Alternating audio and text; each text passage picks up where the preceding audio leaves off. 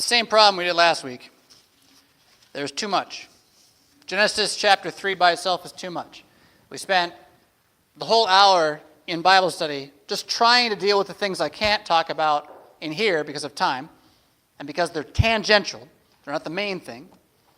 And we only got to one of them, I think, maybe two. The whole Bible is in Genesis 3. Everything is there in some way. Learning how to see it is important, but then learning how to live from it is even more important.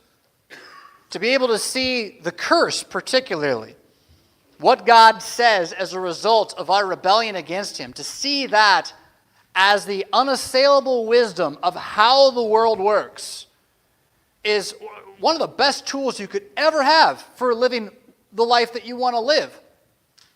Because you can only live so far in this world, and that curse tells you exactly how far it is. It tells you what you're going to be able to do and what you're not going to be able to do.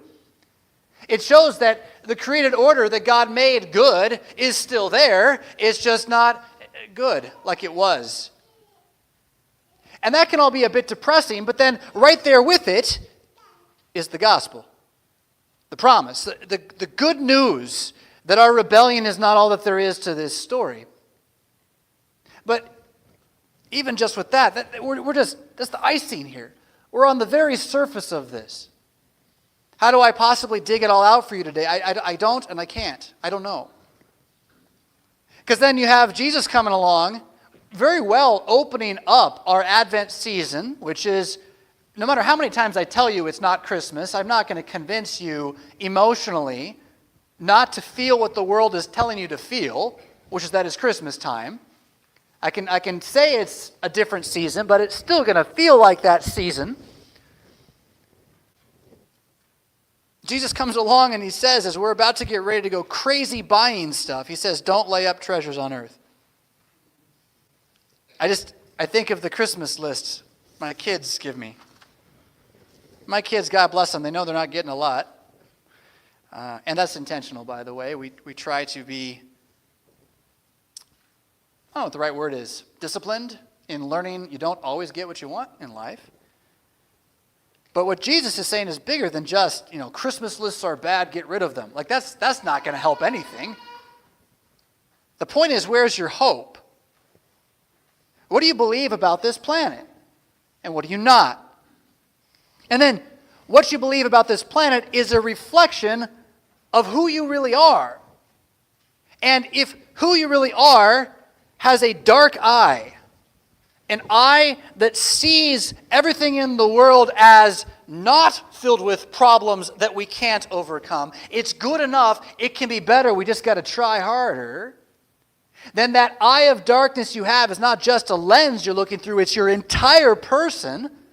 And if your entire person that should be light is darkness, how great is that darkness? If you think that light is darkness, how great is that darkness? You shouldn't worry about anything. You're more than all of that, food, clothing, whatever. The only thing that matters is the reign of God and His justifying righteousness. That's where all other things come for. Why are you worried about anything, least of all tomorrow? Each day's got plenty of trouble in a broken world. Merry Christmas. It's not Christmas, right? It doesn't feel like Christmas at all. Now, Christmas, we're getting there. It's coming. We can see it. Christmas is the fact that as bad as it is here, it wasn't so bad that Jesus refused to come down into the middle of it, suck all the bad into Himself, and bury it in His grave. That's why I love the thorns on the Advent wreath. I just adore it. Because we're not far from the cross. We should never be far from the cross. And Christmas most of all. The baby in the manger is the baby that we beat to death and crucify. And He put Himself there, knowing that would happen, so that in our killing Him, He could kill us without killing us. He could kill us in a way that raises us. What a potent reality. But the issue that I increasingly have in my own head when I think about that potent reality, this religion that we have, this salvation that Christians have been talking about for hundreds of years, salvation. If you die tonight, will you be saved? The thing that's been dawning on me more and more, it's a decade and more coming, but it just gets more real all the time, is that the reason, not the only one of the reasons people don't care about what we're saying is they don't think we need to be saved. Like, they've convinced themselves it's good enough and there's nothing to be saved from. And we can talk about hell and what that means, but just leave that one aside. I'm just talking about life out there being good enough. I don't know how people do it. I mean, I know we're better off than we used to be. I think about what it would have meant to visit my parents in Kansas City 150 years ago. It would not have been a one-day, 8-hour drive that drove me crazy. It would have been significantly longer and even life-threatening. So things are better. Things are good. But we've gotten it so good, we've like convinced ourselves it's not bad. And that's where the real danger lies. We don't think it's really evil out there. And in that regard, we have trouble making the emotional and intellectual connection to the history of Jesus. If Jesus is just like a nice God I can have on my altar at home, he's on the wall so I can remember if pious things exist and it's good to be a good person, right? Well, then it's not Christianity if you're at that point, but he's good enough for Americans. Americans can do that. Reminds me of a friend of mine. He told a story about a Christian bookstore he visited. And he was looking at the wall of all the crosses you could buy for your home. And there are crosses with doves on them, and crosses with cowboy hats on them, crosses with children on them, not crucified, but just praying. You've seen ones like that, right? Right. But it dawned on him, and he shared it with me, and it's quite right. He noticed there wasn't a single one with Jesus on it. And he realized that American Christians will put anything on a cross, as long as it's not Jesus. Well, that says something about us, doesn't it? And as Lutherans, that we've been yanked into that. We got a bare naked cross up here, and it's not wrong, it's not evil, but it's not disconnected from the history of letting go of Jesus on the cross. Because Reformation didn't do that. It kept the crucifix. Anyway, the point is, if Jesus is just a nice little God to pray to and feel like I have spirituality about, then a text like Genesis 3 isn't going to have much for you. It's like a myth. Much for you. It's like a myth. It is a myth. It's a story about a talking snake and some people and how you shouldn't be bad. And if you're bad, bad things happen, so be good. Pat the kid on the head, send them off to bed, make sure you get your candy and your video games on the way. That's all we need as Americans. And again, this is my point. We don't think there's anything we need to be saved from. Luther talks about it in the Catechism when he's trying to express why you should pray the Lord's Prayer. He says, first, you should ask yourself if you have a beating heart. Yes. Then you should believe what the Bible says about that beating heart. You got it from Adam, and that means it's evil. Evil and wretched. And as that is the reality, it's going to die. And you need to be saved from it. And so, you need Christ. Right? You need the Lord. You need his prayer.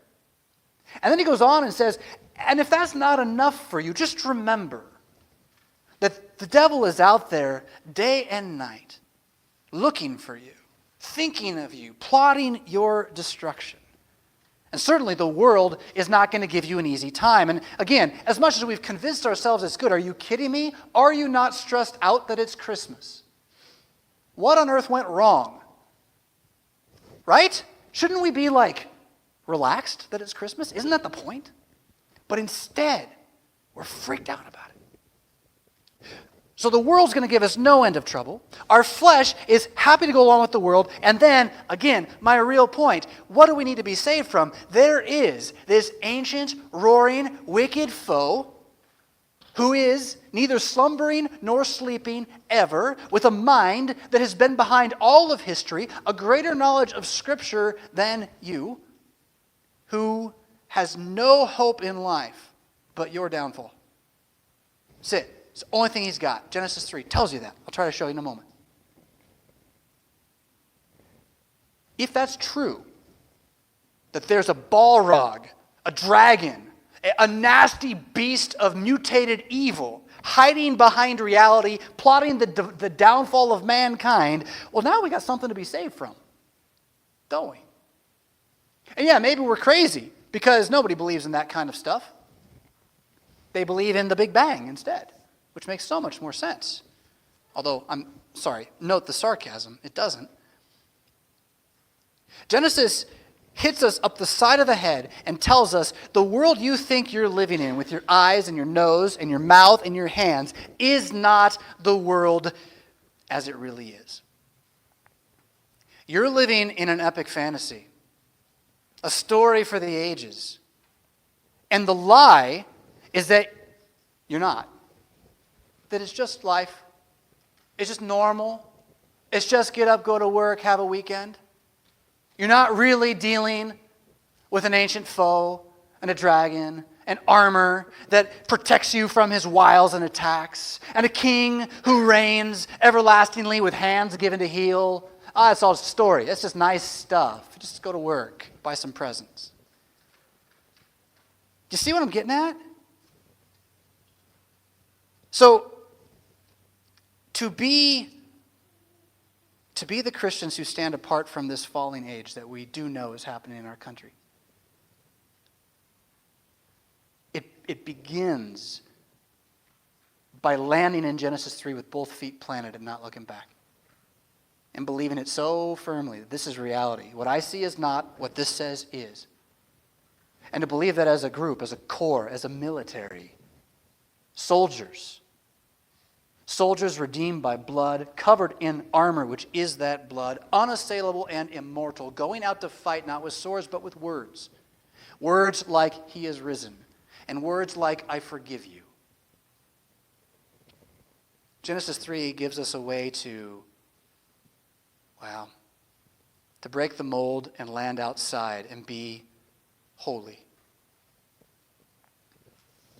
It starts off by saying that the serpent's more crafty than all the other beasts of the field. We could spend an hour just on that issue. Is it a talking snake? As a kid, I imagined like a little garter snake, right? A little 3-foot-long thing around the tree, like all the pictures show, only he talked. I didn't question it at that point because I was a kid. You don't question much. There's a guy in a red suit, right? Whatever. But as I got older, it was like, well, that's kind of weird. And it really struck me when Penn Jillette of Penn and Teller fame made a video scoffing at Christianity about how he wanted to believe it and how no one could give him an answer about the talking snake. And so he couldn't believe it. And it made me angry because there are answers, but also because that's the picture that people have of our religion. They think we're crazy. They think we're crazy. And I don't have a problem with them thinking we're crazy, but they think we're crazy for the wrong reasons. I'm not crazy because I believe in talking snakes. I'm crazy because I believe there is a dragon, a demonic dragon out there running the universe, trying to destroy us. Please think I'm crazy for that and not for the talking snake. Get the real thing if you're going to be rejecting this, right? So now I don't know if this is a dragon. I know that John calls him a dragon in Revelation. The word drakon comes from Greek and he uses it, dragon. I know that our pictures of dragons are completely different from the ancient worlds. Dragons were just big serpents, big lizards. I don't know. But I know that he was not like the other beasts. And I don't think it was just because the devil inhabited a snake. Remember that the angels are part of creation. They're not outside of it. When God said, let there be light, creating the heavens and the earth, he's making the angels. And if you remember, fallen world, like I said before, if you remember, The name we have for Satan from the Old Testament, from Isaiah, I believe, is Lucifer, right? Lucifer, which means light bringer, one who bears the light. So when I hear God saying, let there be light, at the start of Genesis 1, I can't but not see a shining spiritual dragon of light bursting forth above all the other beasts of the field. That's a good thing. That's what I think our religion teaches. Now, I'm giving you a caveat on this one. You don't have to imagine it the way I just imagined it. But you got to believe that there is this being that is out there above and beyond all the other beasts, and he's going to do something to this woman that God has made that is not what he's supposed to do. It's not what he's supposed to do. And what he does at root is he causes her to question God's word. Did God really say that? Is it really true? And of course, that's the trouble we have with Genesis 1 to 3 to begin with, isn't it?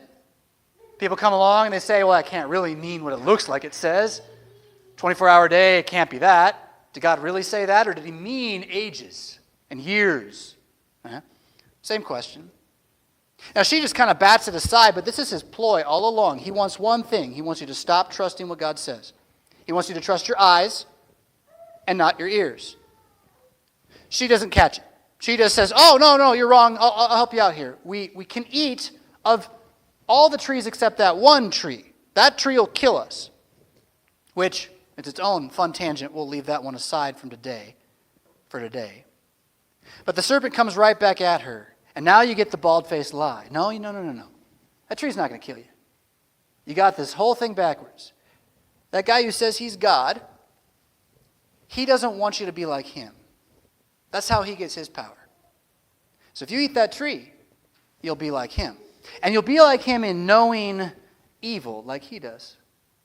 Because you don't know evil yet. You know good. That tree can teach you evil, and you need that. You think death's a bad thing, but it's not. It's good. It's what you want. And she had no category for any of this. Oh, death's a good thing. Sounds great. She didn't know what it was. Kind of like we don't know what life without sin is. Can't imagine it. In any case, she buys it. Now, Paul tells us in 1 Timothy 2 that when she buys it, she has no clue what she's doing. She is deceived, tricked, completely lost, doesn't know what she's doing. And so she eats this fruit. She becomes a transgressor.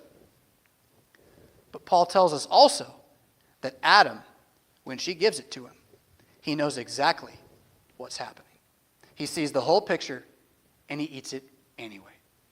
You got two ways to look at that. John Milton of Paradise Lost fame kind of says it this way, that he saw that she had already fallen, and lest she go alone into the fallen world, he went with her. It's very pious. I think he wanted to be God. He saw it, he understood it, he bit into it, took it, and in so doing, without their being aware of it, they did something completely different. Yes, they didn't believe God's words, but whose words do they decide to believe now? Forever. The devil's. So that being God to himself meant first bending the knee to a different word entirely. And the result of that immediately is shame. Shame. Their eyes are open. They are naked. And in that shame of being vulnerable and open and not what they're supposed to be, that's the evil. The evil is to not be what I'm supposed to be and to know it. In that, they have one immediate inclination. Cover it up, hide it, make it go away. The Lutheran word for that is justify yourself. Seek a justification. What can we do it with? I know, works. That'll do it. Let's take some leaves and cover the shame. And they hear God coming and they know it's not enough. Their works will not cover them, so they hide in the garden and he calls to them. I'm going to tell this story again, even though it'll push our time too far, but it's one of my favorite memories. We were in New Jersey, so first year as a pastor or so, and Chloe was probably 1.5 or so. And so she could crawl, move around a bit. No, she was more, maybe it was less than that. She was crawling. She wasn't really walking yet. In any case, there's this sliding glass door to the balcony in the apartment. It has a thing you cover windows with. Can't get the word. Curtain, thank you. Very helpful. has a curtain on it that the light kind of comes through a little bit, but it, covers the window. And she had crawled behind it, and you could see her shadow behind the curtain and the bump of the curtain coming out. And we would always kind of play this game, where's Chloe? Where's Chloe? Where's Chloe? And she didn't answer, though. Normally she'd answer, but she wasn't answering. So she'd reached this point where she knew she was hiding. But I could see her. I knew where she was. And so at one point I finally said, "Are you behind the curtain?" And I see this little shadowed head go.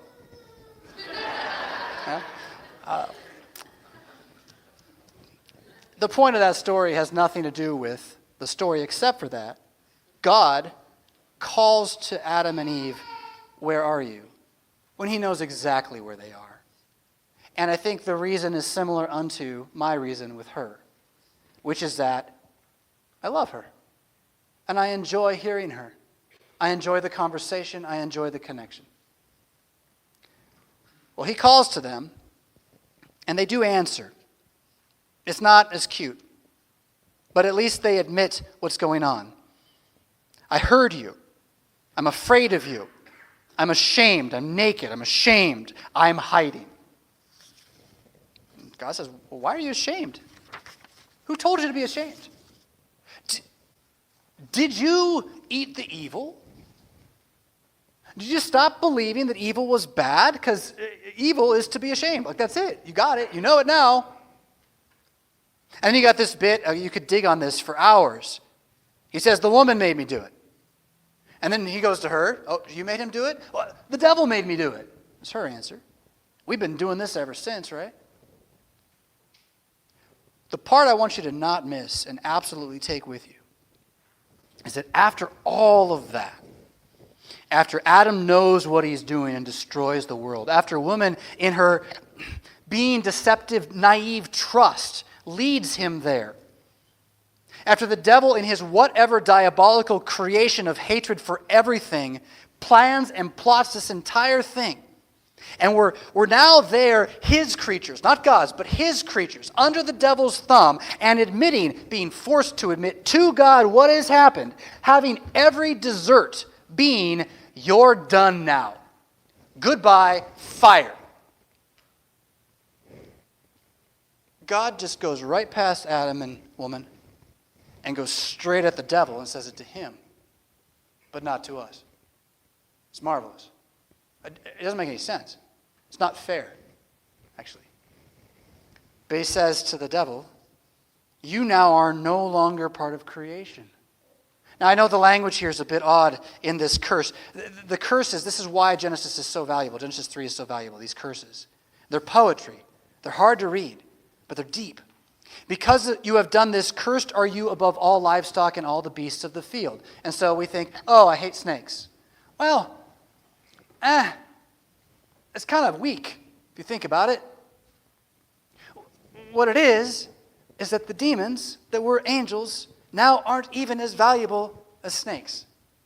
They're not in the created order anymore. When Jesus dies and rises, he saves you, he saves mankind, he saves the universe, cows, trees, ants, all of it. The whole creation is coming with Jesus into the new age, except the demons.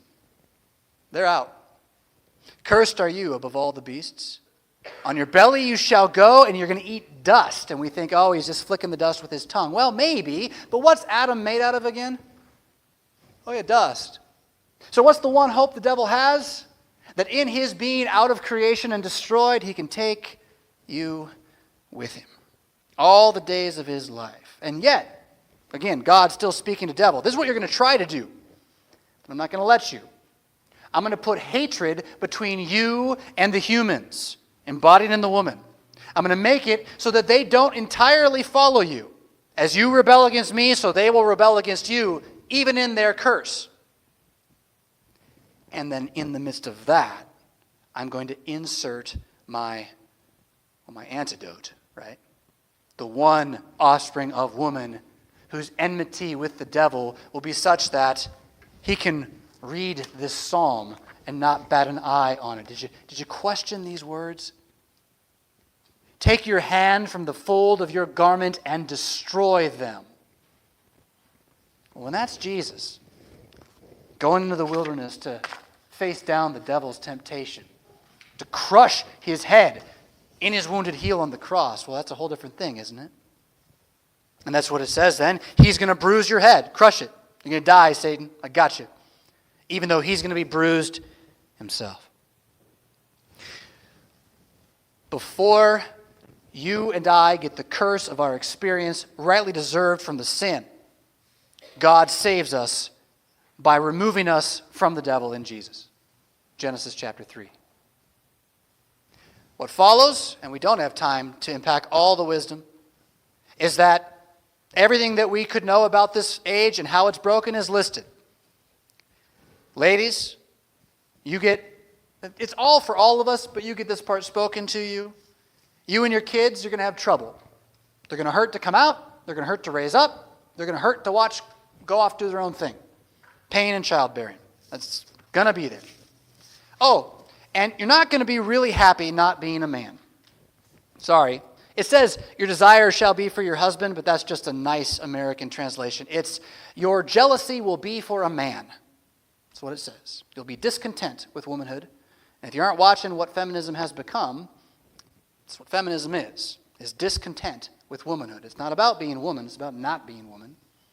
You'll be discontent with your husband personally and with womanhood in general, and it won't work. He's going to rule over you anyway, which, there's two ways that happens. You know it, and you don't know it. And I would submit to you that not knowing it is worse. You can ask me about that later. Adam, it's not really better for you. The whole planet got cursed because of you. In pain, you're going to eat. You're going to get pain to make the food, and the food's going to make pain. You'll struggle with these plants, which the fruit was made for you to eat, but if you try to live on just fruit now, it's a little difficult. And it's going to make you sweat. You're going to find the bread eventually, but it's going to kill you. No matter what you do, all of that, it's going to bring you down. Thorns, thistles, food, dust is where you're going back. Out of the garden you go. Now there's two more verses I want to hit here. They're not usually read when you hear this passage, but they're there, 20 and 21. They get cast out of the garden, and what do they do next? What sets up this epic reality that has been the history of the world? What's their response to this curse God gave them? The man called his wife's name Eve, it says. Now, that doesn't mean anything in English. Eve is just a couple of sounds. Babalaboobalaha. I mean, it doesn't mean anything.